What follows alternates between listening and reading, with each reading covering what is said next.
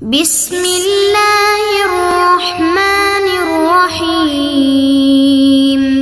السلام علیکم ورحمۃ اللہ وبرکاتہ۔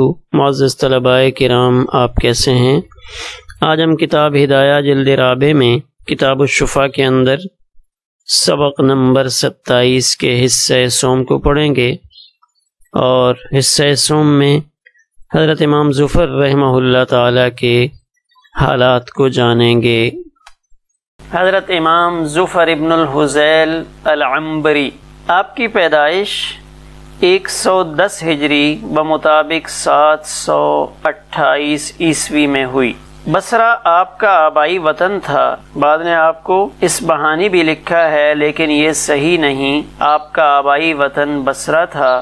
آپ کے والد حذیل وہ اپنے علاقے میں والی تھے، اور یہ اموی دور تھا۔ آپ کا سلسلہ نسب عدنان سے مل جاتا ہے۔ آپ کا خانوادہ بصرہ کے ممتاز عربی خانوادوں میں تھا۔ علامہ زاہد الکوثری نے تاریخ اصبہان کے حوالے سے لکھا ہے کہ یہ اصبہان کے والی مقرر تھے، وہیں امام ظفر رحمہ اللہ کی ولادت ہوئی، مگر کردری وہ لکھتے ہیں کہ یہ بصرہ کے والی تھے۔ تاریخ اصبہان ہمارے سامنے موجود نہیں ہے، لیکن شذرات الذہب وغیرہ سے پہلے بیان کی تائید ہوتی ہے، اسی لیے اسی کو اختیار کیا گیا کہ ان کے والد کو کسی اہم مقام کا والی یعنی گورنر مقرر کر دیا گیا تھا۔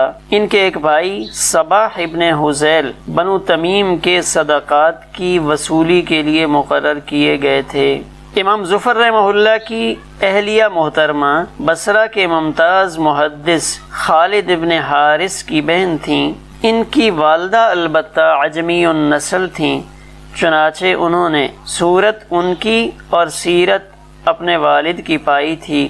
حجاج ابن ارطاط نے کہا اللسان عربی للوجہ، کہ ان کا چہرہ تو عربوں جیسا نہیں ہے مگر زبان عربوں جیسی ہے۔ اساتذہ کرام، امام ظفر رحمہ اللہ ابتداً کوفہ کے بہت سارے شیوخ احادیث سے استفادہ کرتے تھے۔ اس کے بعد ان کو امام ابو حنیفہ رحمہ اللہ سے شرف تلمذ حاصل ہوا۔ امام صاحب کے علاوہ جن شیوخ سے انہوں نے استفادہ کیا ان کی تعداد کافی ہے۔ چند مشاہیر کے نام پیش کیے جاتے ہیں۔ حضرت سلیمان ابن مہران جو اعمش کے نام سے معروف ہیں، یحییٰ ابن سعید، محمد ابن اسحاق صاحب المغازی، یحییٰ ابن ایوب التیمی، اسماعیل ابن ابی خالد، زکریا ابن ابی زائدہ، سعید ابن ابی عروبہ نہایت ذہین اور ذکی تھے، اس لیے اپنے تمام اساتذہ کی نظروں میں بہت محبوب رہے۔ امام ابو حنیفہ رحمہ اللہ بھی انہیں بہت عزیز رکھتے تھے۔ امام طحاوی رحمہ اللہ کے واسطے سے ایک روایت تذکروں میں درج ہے کہ امام ظفر رحمہ اللہ ابتداً محدثین کی خدمت میں تحصیل علم کے لیے جایا کرتے تھے۔ ایک دن ایک مسئلہ ایسا پیش آیا کہ جس سے ان کے شیوخ حل نہ کر سکے۔ وہ امام ابو حنیفہ رحمہ اللہ کی خدمت اقدس میں آئے اور مسئلہ دریافت کیا۔ امام صاحب نے اس کا جواب دیا، مگر امام ظفر رحمہ اللہ اس سے مطمئن نہیں ہو سکے اور کتاب و سنت سے اس کی دلیل پوچھی۔ امام صاحب نے اپنے دستور کے مطابق فرمایا کہ یہ مسئلہ فلاں حدیث سے ماخوذ ہے اور اس کے عقلی دلائل یہ ہیں۔ پھر امام صاحب نے فرمایا کہ اگر مسئلہ کی صورت یہ ہو تو پھر جواب کیا ہوگا؟ امام ظفر رحمہ اللہ نے عرض کیا کہ اس صورت کا سمجھنا تو میرے لیے پہلی صورت سے بھی زیادہ دشوار ہے۔ امام صاحب نے اس کا بھی جواب عنایت فرمایا۔ اس کے بعد امام صاحب نے کچھ اور مسائل پر روشنی ڈالی۔ امام ظفر رحمہ اللہ کا بیان ہے کہ میں امام صاحب کی مجلس سے بہت خوش واپس ہوا اور اپنے اصحاب حدیث کے سامنے ان مسائل کو رکھا کہ وہ ان کا جواب دیں، مگر وہ کسی مسئلہ کا کوئی جواب نہیں دے سکے۔ میں نے پھر تمام مسائل کے جوابات اور ان کے دلائل ان کے سامنے بیان کیے تو وہ حیرت زدہ ہو گئے اور پوچھا کہ یہ باتیں تمہیں کہاں سے معلوم ہوئیں؟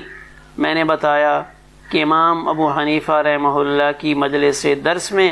اس کے بعد میں اپنے ساتھیوں میں رأس الحلقہ سمجھا جانے لگا، یعنی کلاس میں انتہائی سمجھدار اور ذکی سمجھا جانے لگا۔ اس واقعہ کے بعد وہ بالالتزام امام ابو حنیفہ رحمہ اللہ کی مجلس درس میں شامل ہونے لگے اور تقریباً 20 سال تک ان کی خدمت اور رفاقت میں رہے۔ امام ابو حنیفہ رحمہ اللہ کی مجلس میں عجیب کشش اور اس کی یہ عجیب خصوصیت تھی کہ جو ایک بار اس میں شریک ہو گیا پھر کیا مجال کہ وہ اس کو چھوڑ کر کسی دوسری جگہ جائے۔ آپ کے شاگردوں میں چند تلامذہ زیادہ مشہور ہیں: عبداللہ ابن مبارک، محمد ابن حسن، وکیع ابن الجراح، سفیان ابن عیینہ، بلال ابن یحییٰ، حسن ابن زیاد، محمد ابن عبداللہ انصاری، ابراہیم ابن سلیمان، بشر ابن قاسم، محمد ابن وہب، خالد ابن حارث وغیرہ یہ آپ کے شاگردوں میں شمار کیے جاتے ہیں۔ عہدہ قضاء کی پیشکش حافظ ابن عبد البر اور عبد القادر قرشی نے لکھا ہے کہ امام ظفر رحمہ اللہ بصرہ کے قاضی بھی بنائے گئے تھے اور اہل بصرہ کو امام ابو حنیفہ اور ان کے اصحاب کے مسلک سے جو کچھ اختلاف تھا اور جو غلط فہمی تھی وہ ان کے قاضی ہونے کے بعد ختم ہوئی، مگر یہ خیال صحیح نہیں کہ وہ بصرہ یا کسی اور جگہ کے قاضی مقرر کیے گئے۔ اس کی عدم صحت کی چند وجوہ ہیں، یعنی یہ روایت جو نقل کی گئی ہے یا یہ خبر جو نقل کی گئی ہے کہ وہ قاضی رہے ہیں، تو یہ بات درست نہیں۔ پہلی بات تو یہ ہے کہ سوار ابن عبداللہ جس زمانہ میں ان کے قاضی ہونے کی خبر دی جا رہی ہے اس وقت میں سوار ابن عبداللہ 138 ہجری سے لے کر 156 ہجری تک بصرہ کے قاضی رہے۔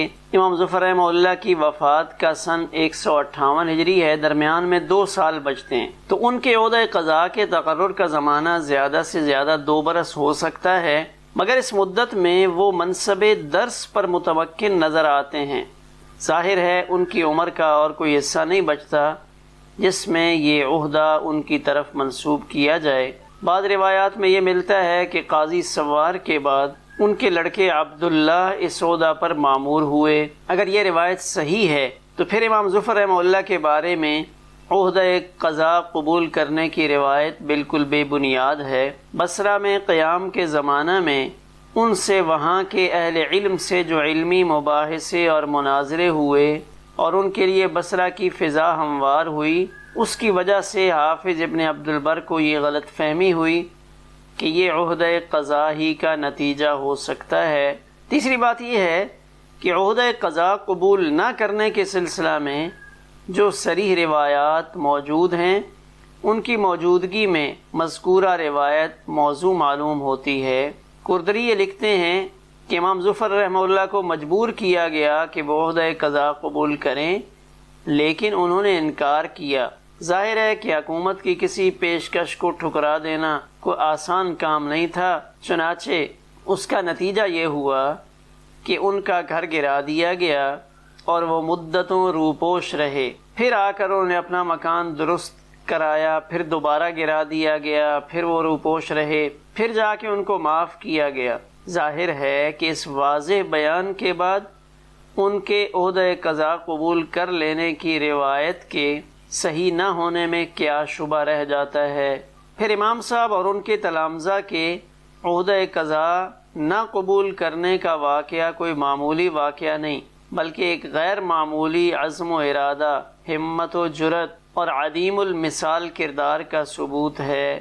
حکومت کے غلط رخ کو بڑی حد تک ان حضرات کے ایثار نفس اور قربانی نے موڑ دیا، اور یہ کہنا مبالغہ نہیں ہوگا کہ امام صاحب اور امام ظفر رحمہ اللہ جیسے اولو العزم بزرگوں ہی کی قربانی نے امام یوسف رحمہ اللہ اور دوسرے بزرگوں کے لیے حکومت کی فضا سازگار بنائی کہ وہ حکومت میں رہ کر دینی مقاصد بروئے کار لا سکیں۔ پھر یہ بات بھی قابل قدر ہے کہ کوئی معمولی صلاحیتوں کا آدمی اس عہدہ سے انکار کرتا تو زیادہ تعجب انگیز نہیں تھا، اس لیے کہ اس وقت کے سلاطین و وزراء تک بھی اچھے خاصے دین کے عالم ہوتے تھے، ان کے سامنے ان کی لیاقت اور علمی صلاحیت کا ہر وقت امتحان ہوا کرتا تھا، اور پھر وہ ایک شخصی حکومت تھی جس کے لیے گرفتاری اور قتل ایک معمولی بات تھی، اس لیے ہر شخص اس سے انکار کرنے کی جرأت نہیں کر سکتا تھا۔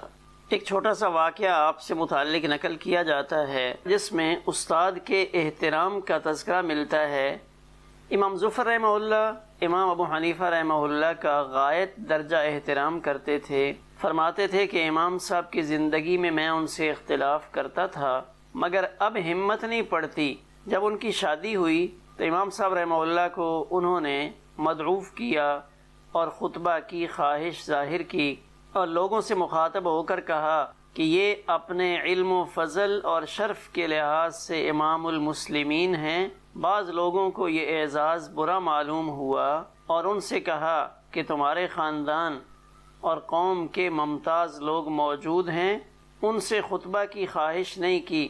امام ظفر رحمہ اللہ نے فرمایا کہ اگر میرے والد بھی موجود ہوتے تو میں ان پر بھی امام ابو حنیفہ رحمہ اللہ کو ترجیح دیتا، جس سے استاد کے احترام اور قدر و منزلت کا اندازہ ہوتا ہے کہ اپنے نکاح کے موقع پر بھی اپنے استاد ان کو ترجیح دے رہے ہیں۔ درس و تدریس۔ بصرہ میں مجلس درس۔ بصرہ کی فضا اس وقت امام ابو حنیفہ رحمہ اللہ کے تلامذہ کے لیے نہایت غیر موزوں تھی۔ وہ وہاں امام صاحب کے متعدد ممتاز تلامذہ موجود تھے مگر کسی میں ہمت نہیں تھی کہ یہ سلسلہ شروع کریں۔ یوسف ابن خالد بصری امام صاحب کے خاص شاگرد تھے۔ جب وہ امام صاحب کی خدمت سے وطن واپس ہونے لگے تو امام صاحب نے ان سے کہا تھا کہ بصرہ میں بہت سے صاحب علم و فضل لوگ موجود ہیں، وہاں جا کر کسی کھمبے سے نہ لگ بیٹھنا۔ یعنی اس وقت دینی علوم کی درسگاہیں مسجدیں ہوتی تھیں، یہ اسی طرف اشارہ ہے کہ مسجد کے کسی ستون سے لگ کر مسند درس نہ بچھا دینا، یعنی درس و تدریس کا سلسلہ جاری نہ کر دینا اور یہ کہنا نہ شروع کر دینا کہ ابو حنیفہ یہ فرماتے ہیں اور ابو حنیفہ نے یہ کہا ہے ورنہ تمہیں جلد وہاں سے اٹھا دیا جائے گا۔